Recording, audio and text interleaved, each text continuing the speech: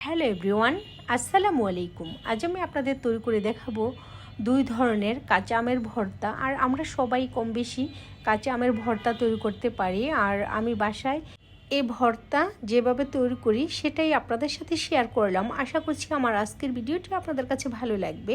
তো কাঁচা আমের ভর্তা তৈরি করার জন্য এখানে আমি 5টি বড় সাইজের কাঁচা আম খুব ভালো করে ধুয়ে নিয়েছি। এখন একটি নাইফ দিয়ে এর বোটার অংশ খুব ভালো করে কেটে নিব। তারপর একটি সবজি পিলার দিয়ে এর বাহিরের আবরণ খুব ভালো করে ছিলে নিব। আর এই আম ছিলার কাজটি আপনারা বটি দিয়েও করতে পারেন। তো আমার কাছে বটির চেয়ে এই সবজি পিলার দিয়ে এটা ছিলতে বেশি ভালো লাগে।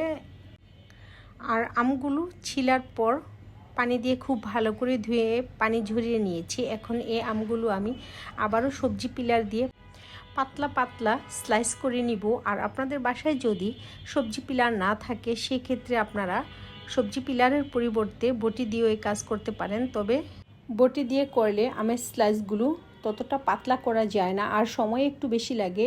এখন স্লাইস করা আমের মধ্যে দিয়ে দিচ্ছি 1 টেবিল চামচ পরিমাণ লবণ আর আধা কাপ পরিমাণ চিনি আমি এখানে একটু বেশি করে দিয়েছি, কারণ আমি যে আম নিয়েছি সেটা অনেক বেশি টক। এরপর এর মধ্যে দিয়ে দিচ্ছি 2টি কাঁচামরিচ কুচি। এখানে আমি ঝালের পরিমাণ একটু কমিয়ে দিচ্ছি, কারণ এ ভর্তা আমার বাচ্চারাও খাবে। আর মরিচ বাড়িয়ে দিলে ভর্তা খাওয়ার সময় গলার মধ্যে অনেক ঝাঁজ লাগে। এখন এর মধ্যে 2টি লেবু পাতা দিয়ে তারপর সব কিছু খুব ভালো করে হাত দিয়ে ডলে ডলে মিশিয়ে নিচ্ছি। আর এই কাজটি একটু সময় নিয়ে করতে হবে।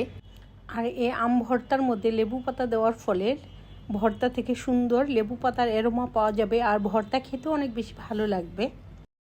তো আমি একটু ভর্তার লবণ আর চিনি টেস্ট করে দেখলাম, তো এর মধ্যে আর কিছু লাগবে কি না। তো আমার কাছে মনে হচ্ছে সব কিছু একেবারে পারফেক্ট আছে, আর কিছুই লাগবে না। এখন এই ভর্তা আরও একটু সময় নিয়ে মিশিয়ে নিয়ে তারপর এই ভর্তাকে আমি সমান 2 ভাগে ভাগ করে নিব।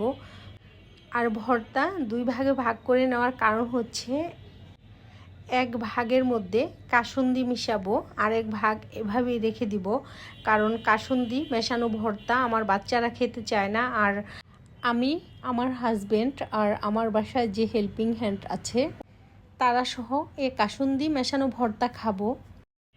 আর আমার কাছে কাসুন্দি দিয়েও আম ভর্তা খেতে ভালো লাগে, আবার কাসুন্দি ছাড়াও খেতে ভালো লাগে। দুটার টেস্ট দুরকম লাগে।